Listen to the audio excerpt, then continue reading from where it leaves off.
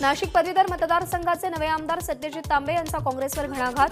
काँग्रेस पक्षातील काहींनी उमेदवारी देताना गोंधळाचं वातावरण निर्माण केलं, तसंच शेवटच्या क्षणी चुकीचे एबी फॉर्म दिल्याचा तांबेंचा आरोप। प्रदेशाध्यक्ष नाना पटोले आणि राज्यातल्या नेत्यांकडे निशाणा। तांबे कुटुंबाला काँग्रेसमधून बाहेर ढकलण्याचं कट कारस्थान रचल्याचा आमदार सत्यजित तांबेंचा आरोप। बाळासाहेब थोरात यांना अडचणीत आणण्यासाठीही काँग्रेसमधील काही नेत्यांनी कुभांड रचल्याचा तांबे यांचा आरोप। प्रदेशाध्यक्ष नाना पटोले यांच्या प्रतिक्रियेकडे सगळ्यांचं लक्ष। कसबा चिंचवड पोटनिवडणुकीसाठी भाजपने उमेदवार जाहीर केले। कसब्यातून हेमंत रासने तर चिंचवडमधून अश्विनी जगताप यांना उमेदवारी। निवडणूक बिनविरोध करण्यासाठी आमचे प्रयत्न, देवेंद्र फडणवीसांचं वक्तव्य तर चंद्रकांत पाटील यांच्याकडूनही बिनविरोधाचा सूर। दिवंगत आमदार मुक्ता टिळक यांचे पती शैलेश टिळकांकडून नाराजी व्यक्त। इतरांनी उमेदवारी मागितली याचं दुःख शैलेश टिळक यांनी व्यक्त केली खंत। भाजपचे उमेदवार हेमंत रासने यांनी घेतली टिळक कुटुंबियांची भेट। टिळक कुटुंबियांनी रासने यांना निवडणुकीसाठी शुभेच्छा दिल्या। अश्विनी जगताप यांनी घेतली मंत्री गिरीश महाजन यांची भेट। भाजपकडून पोटनिवडणुकीसाठी अश्विनी जगताप यांना उमेदवारी जाहीर होताच दोघांमध्ये चर्चा। पुण्यातल्या पोटनिवडणुकीसाठी महाविकास आघाडीचे उमेदवार ठरल्याची माहिती। कसब्याची जागा काँग्रेस तर चिंचवडची जागा राष्ट्रवादी काँग्रेस लढवणार। कसब्यामध्ये रवींद्र धंगेकर तर चिंचवडमध्ये राहुल कलाटेंचं नाव निश्चित झाल्याची सूत्रांची माहिती। शुभांगी पाटील यांचा ठाकरे गटात प्रवेश। मातोश्रीवरती जात उद्धव ठाकरेंची घेतली भेट तर नाशिक पदवीधर मतदारसंघाच्या शुभांगी पाटील उमेदवार होत्या। आयुक्त प्रशासक इक्बाल सिंग चहल यांनी सादर केला मुंबई महापालिकेचा अर्थसंकल्प। 52,000 कोटींचा अर्थसंकल्प। विकास कामांसाठी 27,000 कोटींची तरतूद। कोणत्याही नवीन मोठ्या प्रकल्पांची घोषणा नाही। शिक्षण विभागाचा 3,347 कोटींचा अर्थसंकल्पीय अंदाज जाहीर। पालिकेच्या शाळांच्या दुरुस्ती आणि सुरक्षिततेसाठी 100 कोटींची तरतूद। संगणक प्रयोगशाळा अद्ययावत करण्यासाठी 10 कोटींचा निधी। हे कंत्राटदारांचं नाही तर मुंबईकरांचं बजेट। यंदाचा अर्थसंकल्प कंत्राटदारांच्या मर्जीतला नसून मुंबईकरांच्या मागणीतला। मुंबई भाजप अध्यक्ष आशिष शेलार यांचं वक्तव्य। मुख्यमंत्री होऊ शकलो नाही याची अजित पवारांना सल। राष्ट्रवादीतील वरिष्ठांच्या चुकांमुळे 2004 मध्ये मुख्यमंत्रीपदाची संधी गेली। लोकमतच्या कार्यक्रमात अजित पवार यांचं वक्तव्य। अधिवेशनापूर्वी मंत्रिमंडळ विस्तार होईल, तसंच आंबेडकर ठाकरे युतीमुळे ठाकरेंना फटका बसून हिंदुत्ववादी मतं फुटतील। संदीपान भुमरे यांचं वक्तव्य। आदित्य ठाकरेंचं मुख्यमंत्री एकनाथ शिंदे यांना आव्हान। आम्ही राजीनामा देतो, तुम्हीही राजीनामा देऊन वरळीतून उभं राहावं। आदित्य ठाकरेंचं शिंदेंना खुलं आव्हान। उगाच आव्हानं देऊन जनतेची दिशाभूल करू नका। मंत्री दीपक केसरकर यांचा आदित्य ठाकरेंवर पलटवार। 32 वर्षाचा तरुण राज्याच्या मुख्यमंत्र्याला आव्हान देत असेल तर क्रांतिकारी मुख्यमंत्र्यांनी ते आव्हान स्वीकारलं पाहिजे। संजय राऊत यांची आदित्य ठाकरेंनी शिंदेंना दिलेल्या आव्हानावर प्रतिक्रिया। आदित्य ठाकरेंच्या आव्हानाला उत्तर द्यायला आम्ही तयार आहोत। शीतल म्हात्रेंचं प्रत्युत्तर। तर वरळीमध्ये आदित्य ठाकरेंचं जनसंपर्क कार्यालयही नाही, त्यामुळे वरळीतले नगरसेवक शिंदे गटात येत आहेत। म्हात्रेंची टीका।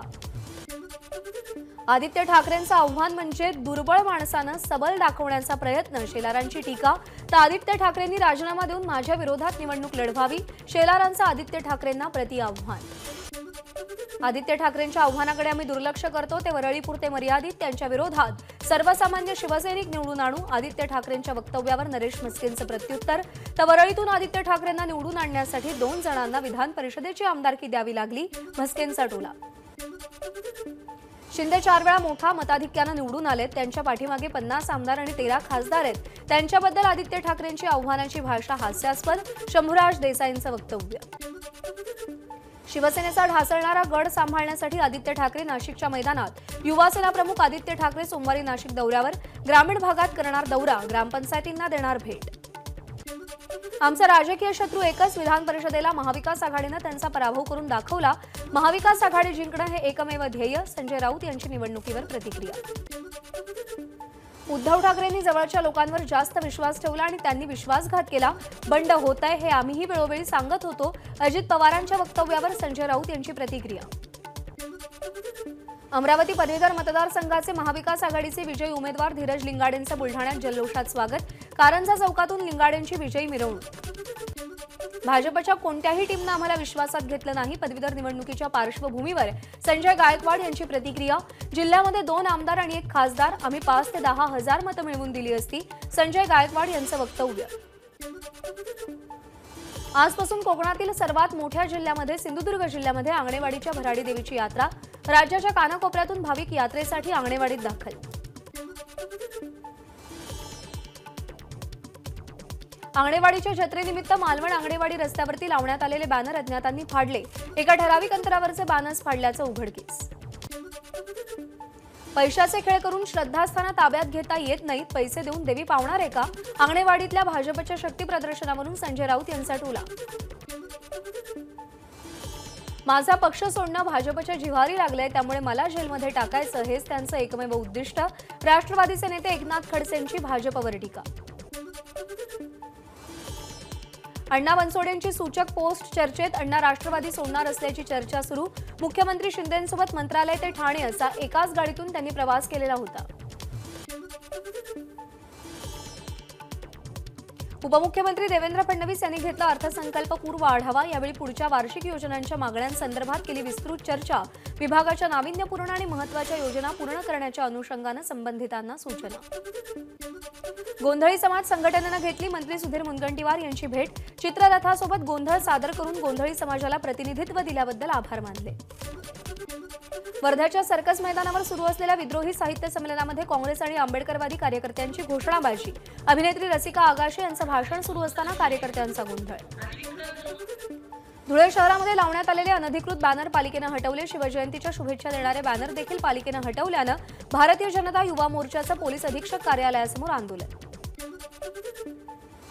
लातूर जिल्ह्यातल्या निटूर डांगेवाडी परिसरामध्ये गूढ आवाजानं दहशत. भूगर्भातल्या आवाजाच्या भीतीनं गावकरी रस्त्यावर. आपत्ती व्यवस्थापन विभागाकडून तपास सुरू. मुंबईच्या दहिसरमध्ये अग्निशमन दलाच्या भरतीसाठी आलेल्या मुलींवरती एमएचबी पोलिसांकडून लाठीचार्ज. मुलींची उंची 162 सेंटीमीटर असून सुद्धा त्यांना भरतीमध्ये ग्राह्य धरलं जात नसल्यामुळे सकाळपासून मुलींचं आंदोलन. विरोधी पक्षनेते अजित पवार बारामती दौऱ्यावर. पवारांकडून जनता दरबारासह कन्हेरीमधील पर्यटन स्थळ. कृषी उत्पन्न बाजार समितीमध्ये होत असलेल्या इमारतींची पाहणी. ख्रिश्चन समाजावरील खोट्या आरोपासंदर्भात अल्फा ओमेगा ख्रिश्चन महासंघानं घेतली मातोश्रीवर उद्धव ठाकरेंची भेट. यावेळी खासदार संजय राऊत, शिवसेनेचे नेते नेरुळकर आणि बीड जिल्हा प्रमुख अनिल जगताप यांची उपस्थिती. बीडमध्ये गुटखा माफियांवर कारवाई. सोलापूरहून बीडमध्ये गुटख्याची वाहतूक करणाऱ्या दोघांना अटक. 51,20,000 रुपयांचा मुद्देमाल जप्त. पुण्याच्या दौंड तालुक्यातील करकुंभ इथं दुचाकीसमोर आलेल्या हरणाला वाचवण्याच्या प्रयत्नामध्ये एका युवकाचा मृत्यू तर दुचाकीवरील दुसरा व्यक्ती गंभीर जखमी. बीडच्या माजलगावमध्ये पार्किंगमध्ये उभ्या असलेल्या नगरपालिकेच्या 9 घंटा गाड्यांना अचानक आग. आगीमध्ये 2 गाड्या पूर्णतः जळून खाक.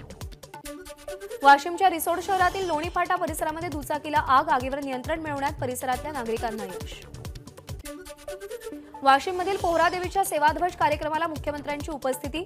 तसंच 1.5 ते 2 लाख बंजारा समाजाचे नागरिक देखील दाखल होण्याची शक्यता. कार्यक्रमासाठी रस्ते दुरुस्तीच्या कामांना वेग. मुंबईच्या कुर्ला परिसरामध्ये जुन्या वैमनस्यातून 38 वर्षीय तरुणाची हत्या. अवघ्या 12 तासात वसीम कांटे या आरोपीला अटक. पुढचा तपास सुरू. साताऱ्यातील वाढेफाटा इथं 24 जानेवारीला झालेली हत्या. पत्नीकडूनच पती इतर महिलांशी अनैतिक संबंध ठेवत असल्यामुळे सुपारी देऊन पतीची हत्या. 6 आरोपींना अटक. नंदुरबार जिल्ह्यातील पपईच्या बागांवर विषाणूजन्य रोगाचा प्रादुर्भाव.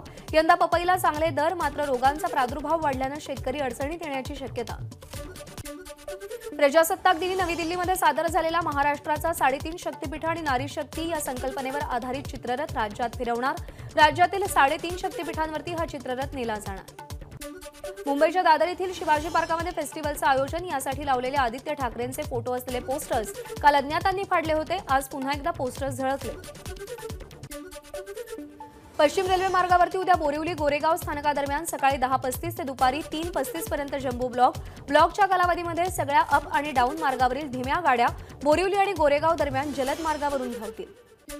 मुंबई महानगरपालिकेतील रेल्वे प्रकल्पांना बळ. केंद्रीय अर्थसंकल्पामध्ये 1,101 कोटी रुपयांची तरतूद. अर्थसंकल्पामध्ये एमयूटीपीसाठी 91% अधिक निधीची तरतूद करण्यात आल्याचं MRVCचे व्यवस्थापकीय संचालक सुभाष गुप्ता यांनी सांगितलंय.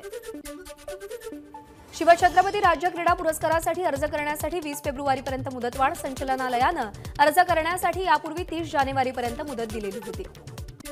पनवेलमधील कर्नाळा बँक ठेवीदारांची उद्या ज्येष्ठ नागरिक सभागृहामध्ये सकाळी 10:30 वाजता बैठक. 5 लाख रुपयांवरील अडकलेल्या ठेवी परत मिळवण्यासाठी पनवेल संघर्ष समितीचं रणशिंग.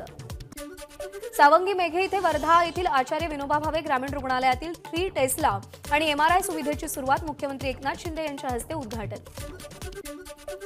सर्वाधिक रुग्णांना लाभ देण्यात स्वामी रामानंद तीर्थ रुग्णालय अव्वल. महात्मा फुले जन आरोग्य योजनेअंतर्गत सलग 4थ्यांदा पटकावला क्रमांक. 2022 वर्षात तब्बल 6,299 रुग्णांवर केले उपचार. श्री रविशंकर यांच्या विरोधातील संभाजी ब्रिगेडचं आंदोलन मागे. उस्मानाबाद पोलिसांची मध्यस्थी. रविशंकर यांच्या वेबसाईटवरील वादग्रस्त व्हिडिओ हटवला. चंद्रपूर जिल्ह्यातील चिमूरच्या घोडा यात्रेला वसंत पंचमीपासून सुरुवात. चिमूरचा ग्रामदैवत श्रीहरी बालाजीचा लाकडी रथ ओढण्यासाठी हजारो लोकांची गर्दी. बुलढाण्यातील म्हाडा कॉलनी परिसरामध्ये बिबट्याचा मुक्त संचार. बिबट्यानं श्वानाच्या पिल्लाची शिकार केल्यानं नागरिकांमध्ये भीतीचं वातावरण. परभणी जिल्ह्यामध्ये थंडीचा कडाका कायम. जिल्ह्याचं तापमान 8 अंशांवर. थंडीनं परभणी जिल्हा गारठला. पूर्व विदर्भामध्ये गेल्या 2 दिवसांपासून थंडीचा जोर वाढला. गोंदिया जिल्हा पुन्हा गारठला. बोचऱ्या थंडीपासून बचावासाठी शेकोट्यांचा आधार. बीडमधील RTO कार्यालयामध्ये 19 वाहनांची बनावट नोंदणी केल्याचा प्रकार उघडकीस. त्यापैकी 16 वाहनांवर विविध बँका आणि खासगी फायनान्स कंपन्यांचं 3 कोटींचं कर्ज असल्याचं उघड. भंडाऱ्यामध्ये धान खरेदी केंद्रांना धान खरेदीसाठी मुदतवाढ. शेतकऱ्यांनी व्यक्त केला आनंद, तर अनेकांनी मानले AVP माझाचे आभार. दहिसरमध्ये महिलांच्या अग्निशमन दलाच्या भरती दरम्यान गोंधळ. 162 सेंटीमीटरपेक्षा जास्त उंची असलेल्या मुलींनाही बाहेर काढल्याचा आरोप. नंदुरबारमध्ये शस्त्रानं वार करत तरुणाची हत्या. प्रेयसीच्या भावानं हत्या केल्याची माहिती. नाशिकमधील मालेगावामध्ये सुमन बिचकुले या महिलेचा 4 दिवसांपूर्वी झालेल्या हत्या प्रकरणाचा उलगडा. ग्रामीण पोलिसांकडून आरोपीला अटक. दागिन्यांसाठी हत्या केल्याची आरोपीची कबुली. भिवंडी शहरातील भुसावळ कंपाऊंड परिसरामध्ये भंगार गोदामात भीषण आग. आगीमध्ये गोदाम संपूर्णतः जळून खाक. पिठाच्या पातेल्यात पडलेल्या 9 महिन्याच्या चिमुकल्याचा गुदमरून मृत्यू. कोल्हापुरातील जुना वाशी नाकामधली दुर्घटना. कृष्णराज यमगर असं या चिमुकल्याचं नाव. जुन्या भांडणाच्या वादातून एकावर कोयत्यानं वार. औरंगाबादच्या गंगापूर तालुक्यातील पांढर ओहोळ इथली घटना. या प्रकरणी इरफान शेख याला अटक. औरंगाबादमध्ये विद्यार्थ्यांमध्ये तुफान हाणामारी. वाळुंज परिसरातील घटना. लोखंडी पाईपनं एकमेकांना मारहाण. गुन्हा दाखल. वाशिममध्ये रेशन धान्याच्या काळाबाजाराचा प्रकार उघडकीस. 3 आरोपींना अटक, तर 9,12,000चा मुद्देमाल जप्त. गोंदियामध्ये अनियंत्रित ट्रॅक्टर उलटून शेतकऱ्याचा मृत्यू. ट्रॅक्टर चालवण्याचा मोह जीवावर बेतला. पिपरिया सावरा मार्गावरच्या शेत शिवारातली घटना. कोल्हापूरच्या करवीर तालुक्यातील पिराचीवाडी परिसरामध्ये शीतपेयांचा कंटेनर उलटला. शीतपेयाच्या बाटल्या घेऊन जाण्यासाठी नागरिकांची झुंबड. मोठ्या प्रमाणात वाहतूक कोंडी. मलाडमध्ये बोगस कॉल सेंटरचा पर्दाफाश. 24 तासात पैसे दुप्पट करून देण्याचा आमिष दाखवून फसवणूक. बांगूर नगर पोलिसांची कारवाई.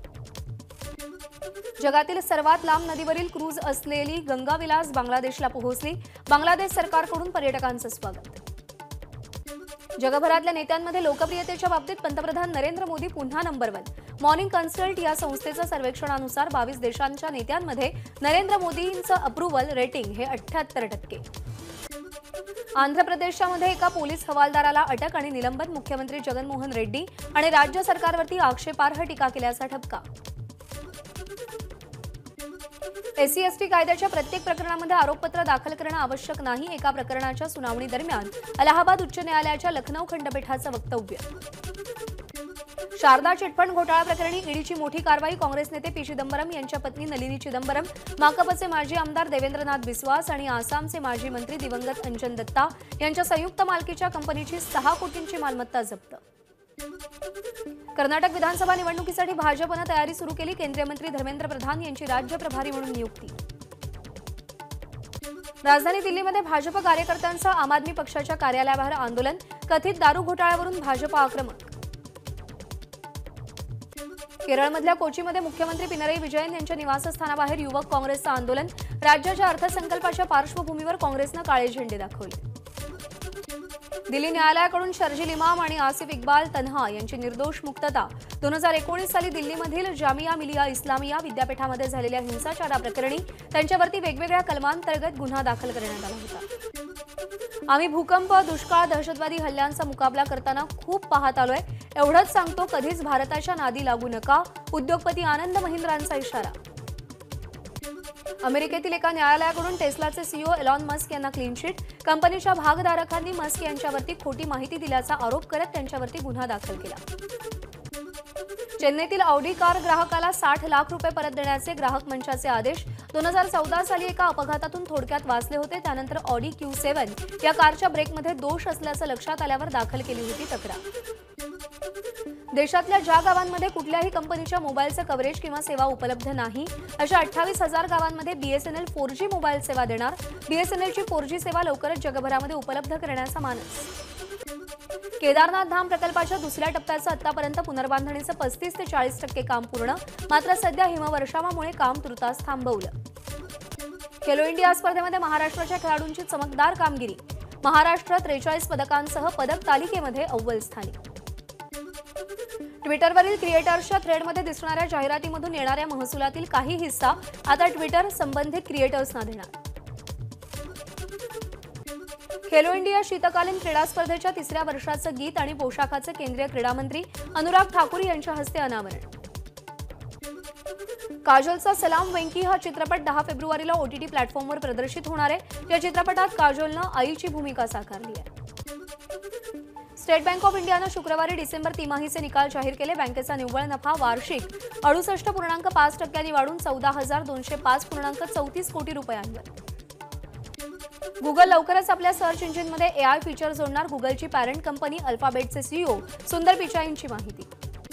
देशामध्ये कोळशाचं एकूण उत्पादन गेल्या वर्षीच्या तुलनेमध्ये 12.94% वाढलं. जानेवारीमध्ये 89.96 दशलक्ष टन उत्पादन. भारतीय जिम्नास्ट दीपा कर्माकर 21 महिन्यांसाठी तिच्यावर बंदी. डोपिंग चाचणीमध्ये दोषी आढळली. 2016च्या रिओ ऑलिम्पिकमध्ये 4थ्या स्थानी दीपा राहिली होती. दिग्दर्शक विशाल भारद्वाजच्या फुरसत सिनेमाचा ट्रेलर प्रदर्शित. iPhone 14 Pro मध्ये या सिनेमाचं शूटिंग करण्यात आलं. 10 दिवसात सर्वात जास्त कमाई करणाऱ्या सिनेमांच्या यादीमध्ये पठाण 8व्या स्थानी. पठाण सिनेमानं केला 700 कोटींचा टप्पा पार. कैलास वाघमारेचा घोडा हा मराठी सिनेमा लवकरच प्रेक्षकांच्या भेटीला येणार. प्रसिद्ध गायिका वाणी जयराम यांचं चेन्नई इथं निधन. त्या 77 वर्षांच्या होत्या. त्यांनी 50 वर्षांच्या करिअरमध्ये 10,000पेक्षा जास्त गाणी गायली आहेत. 3 वेळा राष्ट्रीय पुरस्कार त्यांना मिळाला होता. तसंच त्यांना नुकताच पद्मभूषण पुरस्कारही जाहीर झाला होता. ABP माझा, उघडा डोळे बघा नीट.